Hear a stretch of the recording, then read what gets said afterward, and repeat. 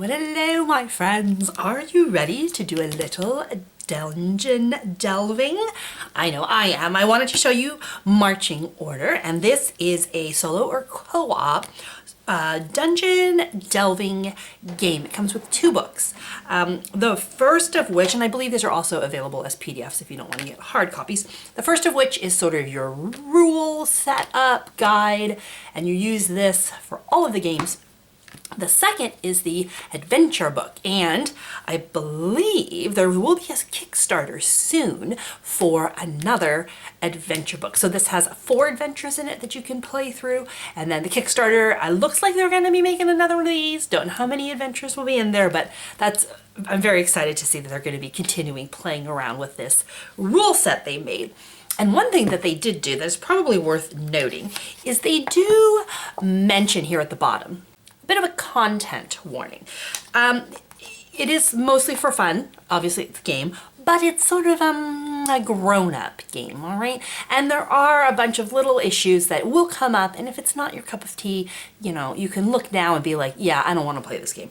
You don't like animal death, animal violence, blood, body horror, corpses, right? So there are grown-up graphic elements for this. You probably don't want to run this with your kids or anything like that. And if you're not into sort of creepy, grimdark, grisly things, then this one again probably isn't for you. But if you do enjoy the grimdark universe, okay, stick around. I think you're gonna like it. Now, there's sort of 2 parts to this, and we're gonna start off real quick by making our characters, all right, setting them up. The second part is gonna be actually taking them into a dungeon delve. So if you wanna see the nitty-gritty background of how we come up with our party, hang out here. If you wanna just jump ahead to the action, I'm totally okay with that too. I'll meet you there. All right. So when you start this game for setup, it is super, super simple. All you have to do is figure out how many people you're playing with, and that determines how many coins you have to spend to buy your original group of degenerates. As a solo player, we have 500 coins to buy 4 rogues. Now we could spend all of our money on our rogues. If we do that, however, they're just gonna go in unequipped, and you probably want to save a little bit of coin for some equipment. So we're gonna go with the cheapest of all the rogues. Of course we are. These are the little rogue cards here. And all of these guys cost, in the back of the book it explains it, 100 gold each. So our party is gonna consist of the sellsword. He's our frontliner. He's gonna be doing a lot of the slashing. We have our doctor, who's gonna be following him up, obviously healing some wounds, because that's definitely gonna be needed. We're also gonna pull in our alchemist, a little bit of a range attack, you know, tossing some potions and stuff. And finally, pulling up the rear, we're going to have our archer. We're just going to be pinging them with bows from behind. It's going to cost us 400 gold. It's going to leave us with 100 gold each. So we're going to do a little bit of shopping, which of course everyone loves. So after you buy your rogues, they do give you a little tip here. In that first adventure, you might want to pick up some anti-venom in torches. I think we're definitely going to take that little gem of nugget here, and on the shopping spree we'll pick those up. But this is the fun part, fleshing out your rogues. So what's not in the book are the actual character sheets. Those you can download from the website, and I went ahead and did that for our 4 starting rogues. And the little character sheets are pretty much, I think, what you would expect. Let's find, where's our sellsword? He's our first, okay? Right here, I guess maybe let's zoom in on the top first. I think these are kind of the usual stats. I don't think there's anything here that will really, you know, surprise anyone. He costs 100 coins, physical +1, defense, health, magic, and then we have luck, tinker, aware, escape, resolve. Okay, your basic stats. Depending on your character, they will have different ones. So for instance, our doctor is really bad at physical, really bad at defense, but he's better at magic, right? So you can say depending on your characters, are going to have different buffs and debuffs. You also have what they call as the bullshit, and we're going to roll some dice and find out what sort of things they can and cannot do. Spot for conditions. The equipment we're carrying, this is probably where our torch and anti-venom are going to go. If we buy a backpack, we get some more slots, always appreciated. And the torches and the torch duration. Going into a dungeon, we really don't want it to be dark, right? We want some we want some light, as it were. Now, when you start, we're going to come over here. This is only done during character creation. And we're going to find each character's qualities, and then we're going to find each character's flaws. So let's go ahead and get these guys set up. So first off, it's going to be our sellsword. As the book says, you can name them if you want. It might be handy to have something to put on their tombstones. I don't know that anyone will remember their names anyway, so we don't really, I guess maybe we shouldn't get too invested in these characters. But of course, I mean, y'all know I have to name one of these guys after my buddies over on the One Player channel. So I think we're gonna make our sellsword. Let's make him Sir Thekos, shall we? I'm sure Sir Thekos won't mind if I use him in my game. And let's see what Sir Thekos' qualities and flaws are. A 6. All right, his quality is, wow, this is tiny print. Boom. We win. We get the coin. Target all allies and yourself. They receive the condition bolstered. And a little +2. That sounds like a great quality. But of course, Sir Thekos, he's also a flawed individual. And his flaw is, we're doomed. Target all allies. They receive the condition disheartened. -2. So I feel like Sir Thekos is a bit bipolar here. If he's having a good day, man, he bolsters everyone, right? When he is feeling good, everyone feels it. But when he's feeling bad, very Dr. Jekyll, Mr. Hyde. All right, Sir Thekos, we see how you're going. Now the other thing we're allowed to pick is over here under the actions. We get to pick. So we start with your basic action, and this is every sellsword starts with this, and that is this hack and slash, and it says on it basic action. Target a creature up to 2 spaces away, make a physical attack versus their defense. Simple. You just whack them with your sword. But the book says as well, after that, take a look at the other ones. They're all really cool, but you only get to pick one to start with. Put a little check mark in the box next to the name so you remember which one you have. If you want more of them, you can pay to get trained if you have some coins. So we can level up our characters. But for now, we get to pick one of these actions. And I think we'll just go down the list. So why don't we take, always keep a knife in your boot. Target an adjacent enemy. Make a physical attack roll versus their defense. The creature suffers half damage. You may also take the hack and slash action. So that's nice. We can get 2 attacks. So why don't we do that one? Boom. All right. I think Sir Thekos is ready to go. We have our first rogue. Next up. Oh, the doctor. Look at this sad little doctor. This has to be Vaselko. All right, Vaselko, Dr. Vaselko. And let's check out his actions to start with here. He starts with a staff. It's a basic attack. Target a creature 1 to 2 spaces away, make a physical attack versus their defense. Not so exciting, but let me patch that up. Target yourself or a creature adjacent to you. They regain a half roll of health. Well, that's the whole reason we brought Vaselko, so he can heal people. So awesome. Let's do that. And his qualities are, Vaselko of course has some redeeming qualities.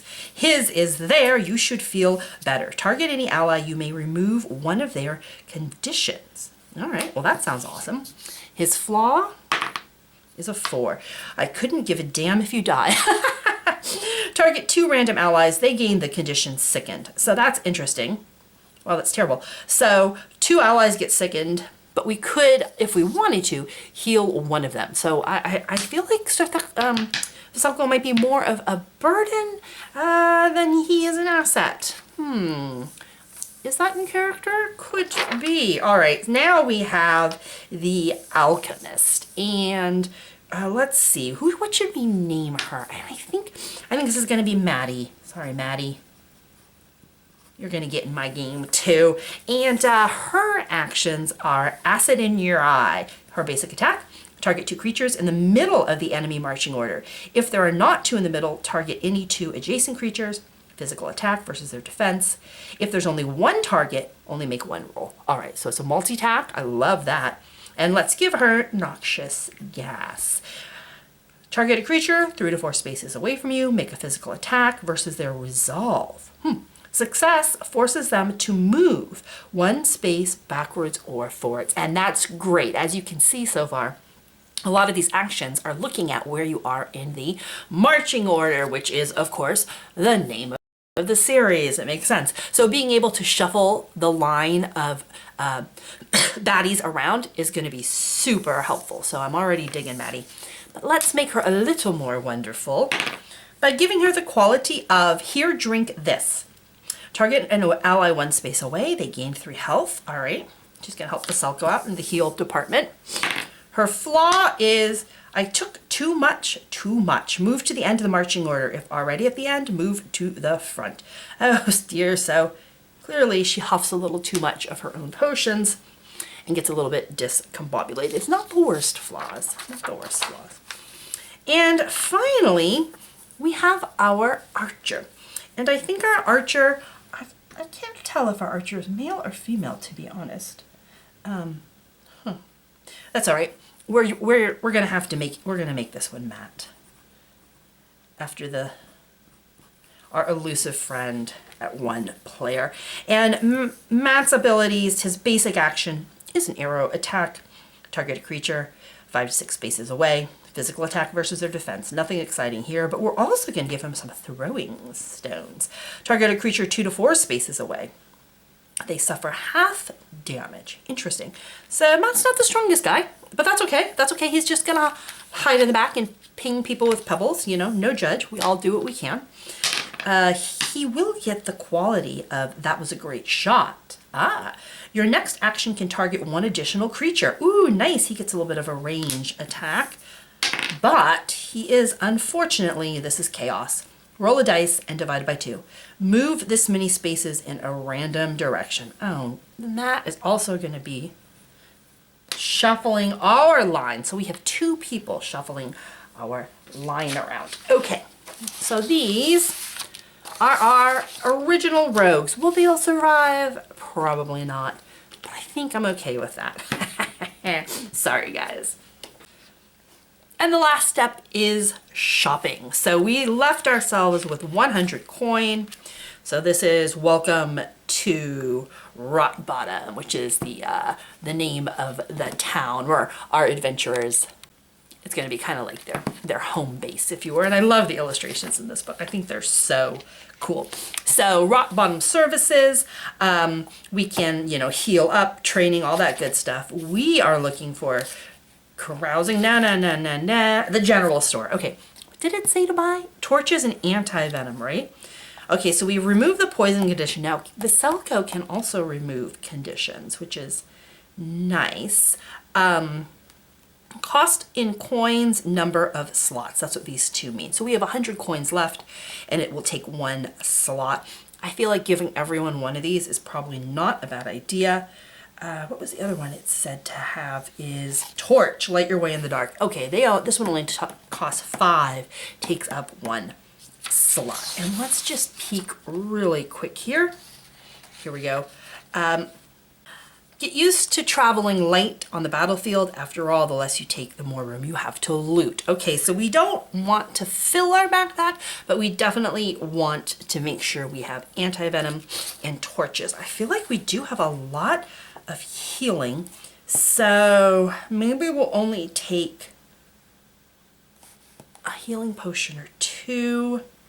We'll definitely take some torches, we'll take some anti-venom, And maybe just those 3. So I think I'll give all of them, if I do that, that's 10 times 4 is 40. Torch times 4. Maybe I can't give them all a healing potion. All right, so we'll just do 2 bandages. Well, it is what it is. It's our first run. I think we'll be fine. I'm sure we'll be fine. But I think I'll write these things into there. Because I'm not sure if we use them up or if we keep them down. So I'm just going to put it in pencil for now. So who needs... let's see, Veselko, target yourself or another creature, they gain health. So I feel like Veselko probably doesn't need, sorry Veselko, bandage, and he's the one who can remove conditions, so that's okay. We'll give him an anti-venom, and we'll give him a torch. Let's see, Matt, oh no, sorry, so if that goes, he's our frontliner, so he definitely needs a bandage. Oops, a bandage, sorry about spelling, not my strong suit. We'll give him some anti-V and a torch, leaving ourselves lots of room for loot because hopefully we will find that. Maddie can only heal an ally.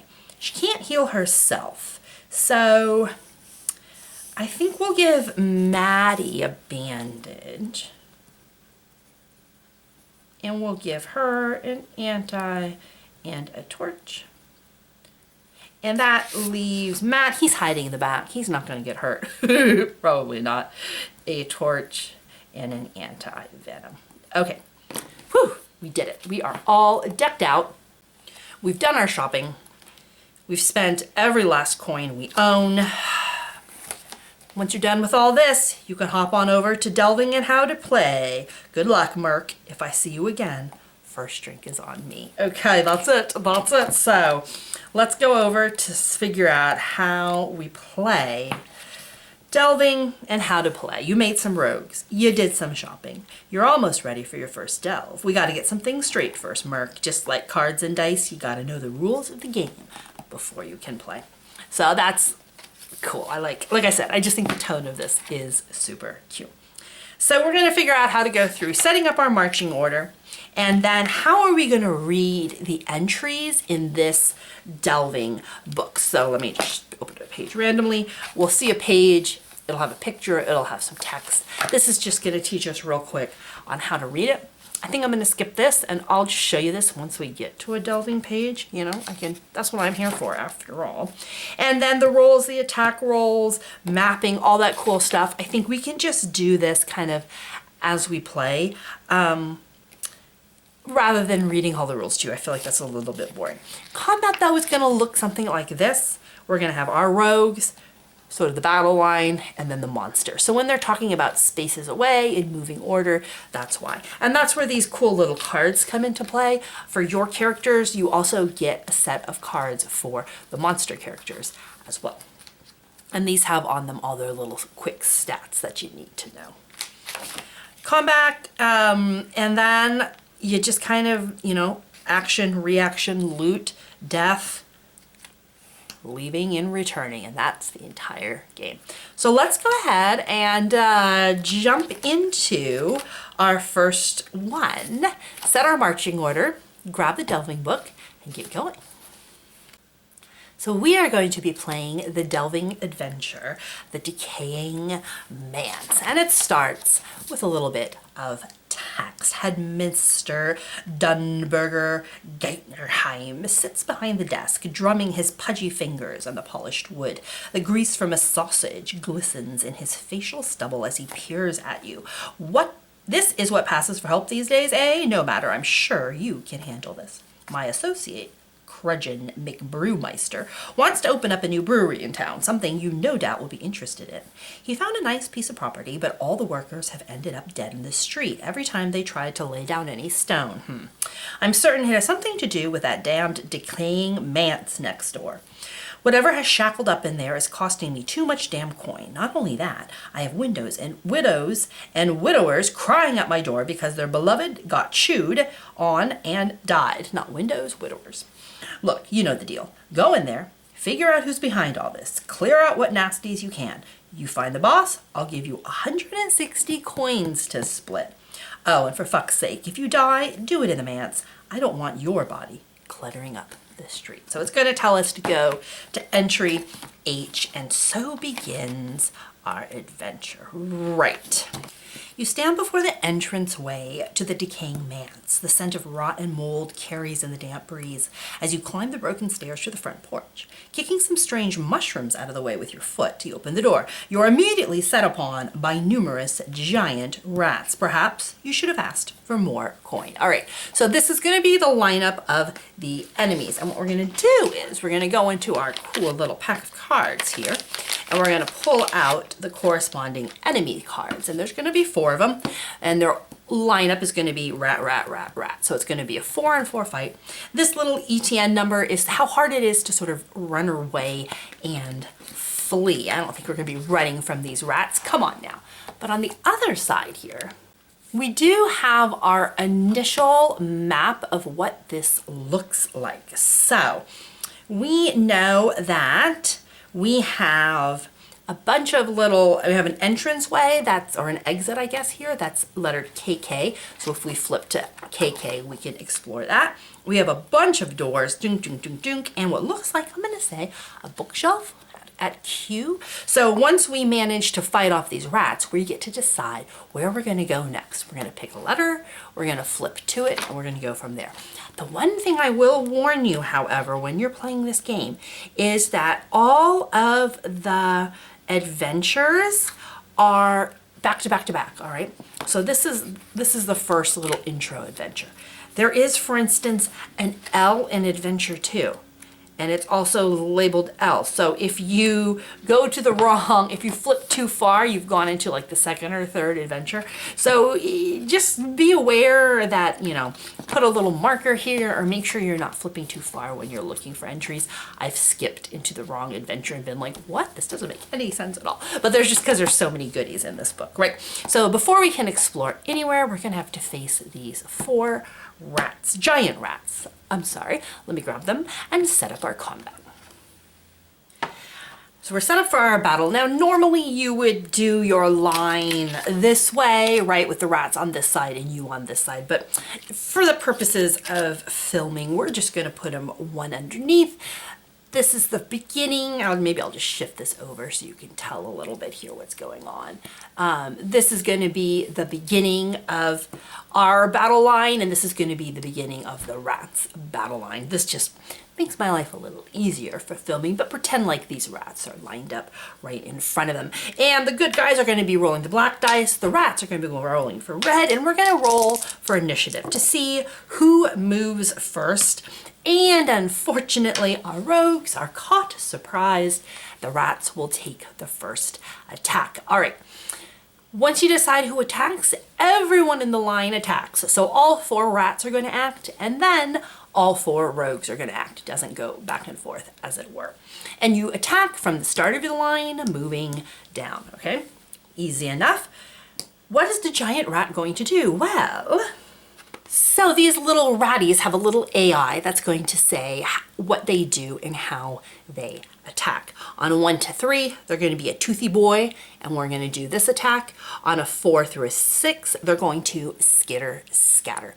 And we're going to do all of the rats in order. So this dude, number 1, is going to be our first guy to go. He's going to roll a 4, which means skitter scatter. The giant rat switches places with a random ally. All right, so he's going to be 1, 2, 3, 4, 5, 6, 4. So he's going to switch places with 4.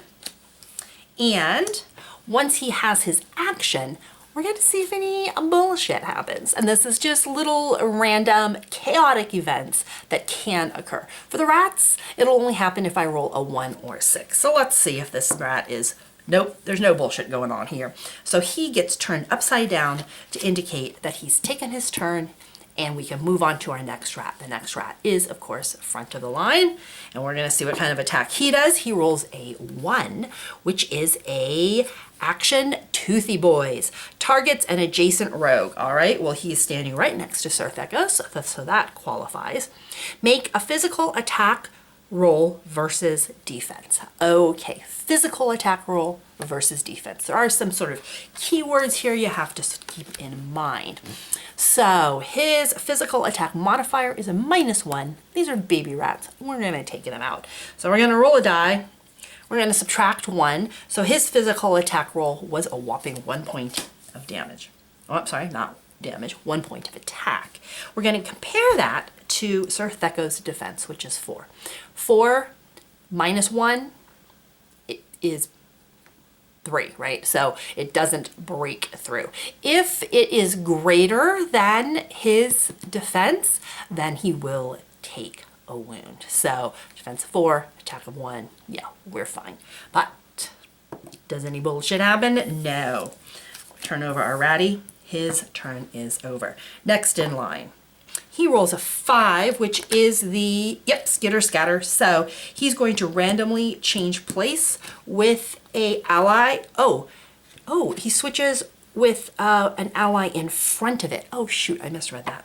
That's fine. We'll let him go in front. And we'll roll his bullshit die. Oh, it is a 6. What happens to him? It moves so fast. Target a random rogue. Make a physical attack roll versus their defense, even if the giant rat couldn't normally target them. Okay, so he springs out of nowhere, randomly attacks one of our heroes. I guess I need a 4-sided die for this. Let's see. He's going to hit hero number 4. 1, 2, 3, 4. No, Matt in the back is going to get attacked. So let's go ahead and roll an attack die for our giant rat.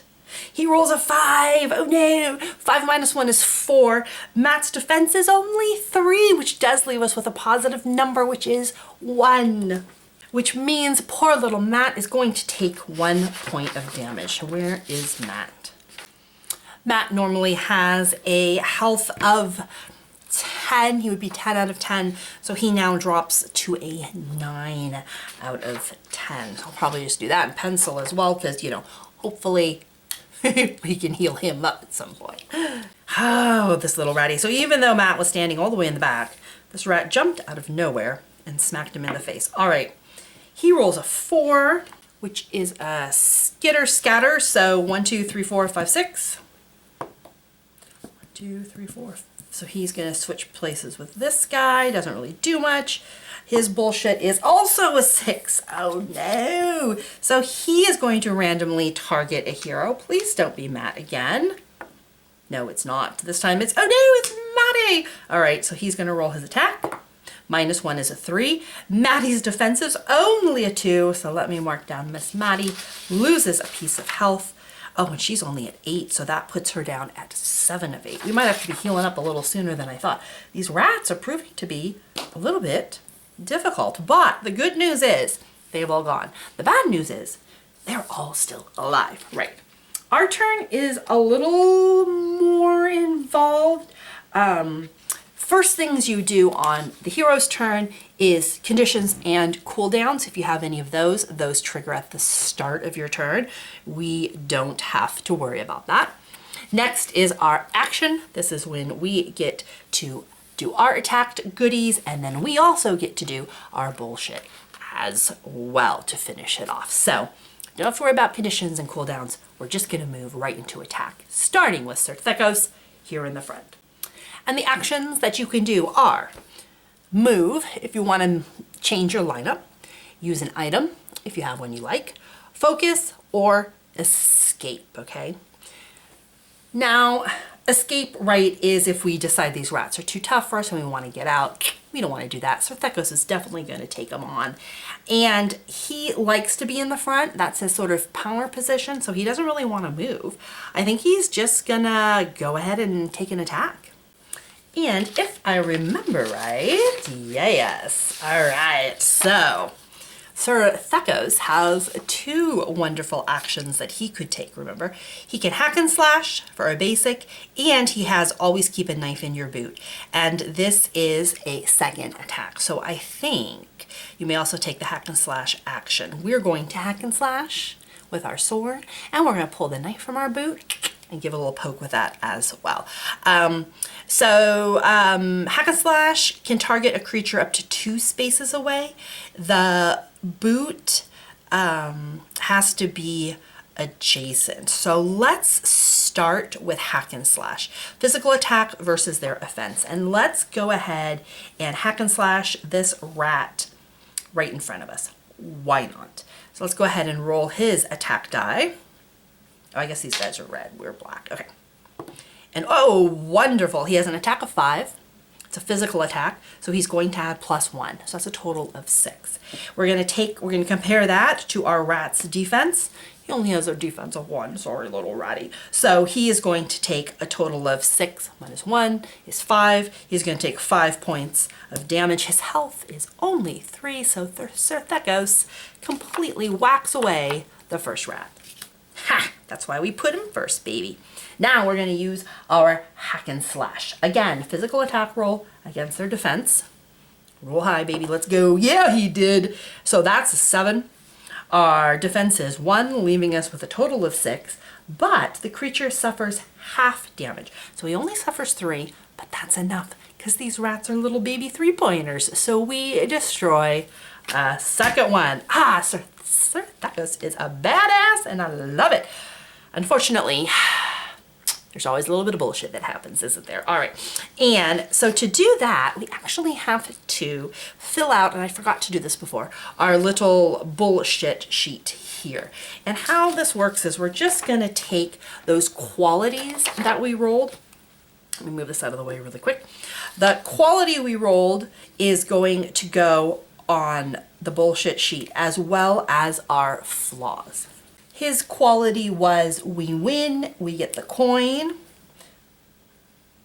I guess I can just put the what it does here. Okay, target all allies, and we'll just put we win.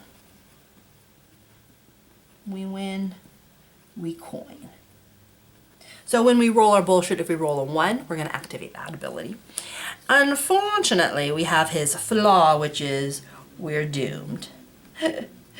Oh, sure that goes. All right, if we roll a 6, we're going to trigger his flaw, and then we'll do what it says if we need to. But he did a great job. He did a great job. So no matter what happens, Sir Thekos, I am proud of you. But let's see. A 3. Whew, no bullshit happens. All right, so Sir Thekos is down. Next up, we have Veselko, the doctor. And what's he going to do? He could basic attack, or heal yourself or a creature adjacent to you. They regain a half roll of health. Well, Maddie's only down 1. Yeah, you know what? I think Veselko's a nice guy. So, and I feel like these rats are pretty easy. I don't know if you can heal in between rounds, so I think I'm going to go ahead and do the let me patch that up. And he's going to target Maddie, and he's going to give her a half roll of health. And I'm just assuming that's a d6 divided in half. I'm guessing she just gets 1 back. I wonder where you half roll of health. Maybe I should check that. I can't find it, but you know what? I'm pretty sure we're just going to give her back 1 health point. That sounds good to me. And his bullshit on a 1 is there. You should feel better. Oh, target an ally. You remove one of their conditions. Or we give a random condition. Well, let's not do that, Veselko. Oh, good. Okay, no bullshit there. But his turn is over. Miss Maddie is up, and it's her turn to whack a rat. Whack-a-mole is kind of like what this game is. And remember, hers were acid in your eye. Target 2 creatures in the middle of the enemy marching order. If there are not 2 in the middle, target any 2 adjacent. So she could actually hit both of them. Or we can noxious gas them. I don't think we want to do that. I think Maddie's just going to throw some acid in their eye, right? I mean, why not? Unfortunately, she doesn't get a bonus to her physical attacks, but I believe in her. So let's see what she can do here. Ooh, all right. So she's going to hit for 4, both of these guys. They're going to defend for of only 1. So, wow, Maddie, you're such a boss. She manages to destroy both of them by flinging acid. All right, they're both dead. I think she still has to have her round of bullshit, obviously, but we skipped it. It's neither a 1 nor a 6. Good job, guys. We cleared them out. So with our first battle under our belt, We get to decide what we want to do. I don't think we want to leave. We were told, after all, to completely clear this place out. I kind of want to look at the bookshelf. Shall we just see what Q is? It's probably something terrible that's going to kill us, but you know what? LMNOP. Okay, here we go. You open the cupboard and sort through the contents. After pulling out more garbage than seems like should be able to fit in, you find a small stone idol depicting a rat with 3 heads. Really? You can feel magic flowing out of it through you. It almost seems like you could try to connect with it and tap into that flow of magic. Oh, is this a bad idea? Probably. One rogue may try to tap into the magic. If you'd like to try, go to Z. If not, return to H. Who would like to try? Okay, so Sir Thekos and Matt are both -2 on magic, so I feel like that ain't it, Chief. Maddie and Vasilko are both even 0. Vasilko has higher luck, so I think we're gonna throw Vasilko to the wolves, guys. Shall we find out? This may be a terrible idea, but let's do it. Why not? Okay. Your mind reaches out to the infinite cosmos. The convergence of all realities is upon you as the multiverse collapses into a single entity. Fuck, you can't remember the last time you were this high. Make a magic roll. Versus TN5. Oh no! If you succeed, go to 1-1. If you fail, go to JJ. Okay. All right, with a target number of 5. Vasilko. No, he fails. Oh no. Sorry, Vasilko, we should not have done that. JJ it is, but no, what is this? It's too powerful. It's infesting your mind. Something is seeking to control you. Gain a new flaw. Slave to the rat god. Your resolve goes down by 1. Make a resolve roll versus target number 2. If you fail, your character becomes a were-rat rogue. Oh no, resolve roll. What is his resolve? Okay, it's +4. All right. So he's going to be very resistant against, okay, we're good. Okay. Woo, he beat the 5. Okay, so, well, his resolve go down by 1. So his resolve is now actually a 3. He makes it, though. He does not turn into a were-rat, but he is a slave to the rat god. Oh no! And now we go back to H and we get to pick our next story. I want to keep playing this, but I also don't want to ruin it for you because it is a choose your own adventure. And the more entries you read, the more you know whether or not you can do them. I low-key would have loved for him to turn into a were-rat and just be like walking around with us doing were-rat shit. But I guess that didn't happen. Okay, wonder what would have happened if he succeeded. Should we read it? No, we shouldn't read it. What am I doing? Take this book away from me. No, bad Chrissy. Okay, anyway, that's the basics of it. It's not rules heavy at all. It is a little bit of a dice chucker, a little bit of a choose your own adventure.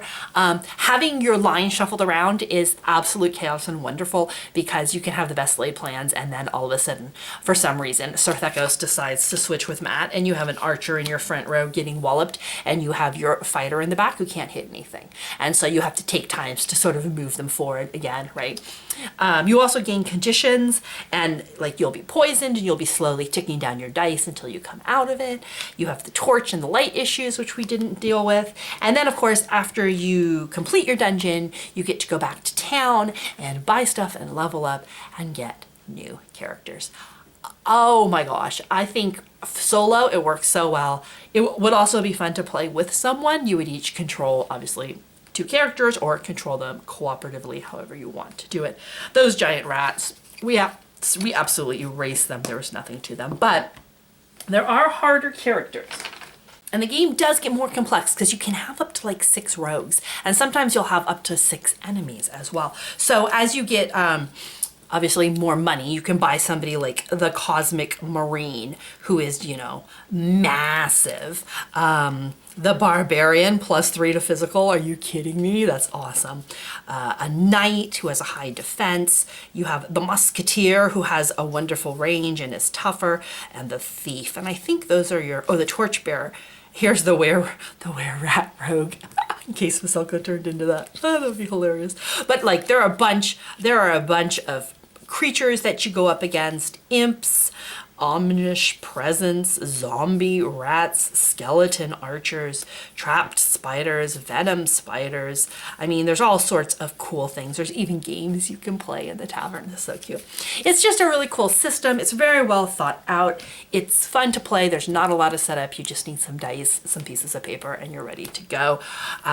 I will say though, as I think you can see, once you play through the adventure, you could maybe play through it a second time, but you kind of get an idea of like where you should go and what you should do.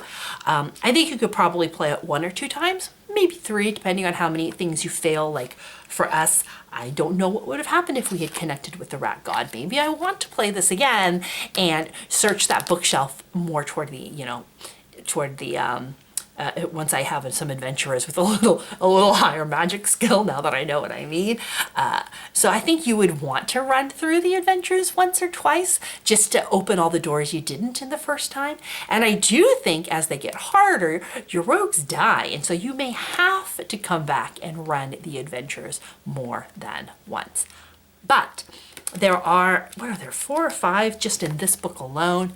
They're hoping to release another. And like I said, once you have the core book, you can pick these guys up and add to and supplement your gameplay and your adventures. And that to me is just super cool. I love the language. I love the artwork. I love the feel of these little badass guys, the bullshit dice, the way to sort of instill some random elements to gameplay. It works really well. It really does. It's not super detailed, but I'm okay with that. Sometimes you just want to have fun, right? And for me, marching order is fun. I wish I could show you more. Maybe I will, maybe I won't. I don't want to ruin it. Anyway, let me know if you want me to keep going. I absolutely will. And those of you who don't want to be spoiled, maybe just won't. But I always feel bad when I show things and then I realize that I just ruined it for you because you're not going to want to do it now. And I don't want to do that for marching order. It is a really cool game. I'm glad I got my hands on it, and I am totally on board with kickstarting another set of adventures for my rogues. So we gave you just the tiniest of flavor tastes. If you're interested, go check them out. I'll put a link in the linky bits down below for you. Like I said, you can get it on a PDF, so you don't have to be like flipping through these pages. I think it would work just as well without.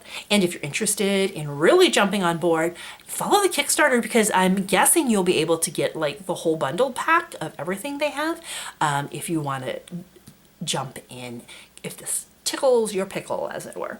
But that's it for now.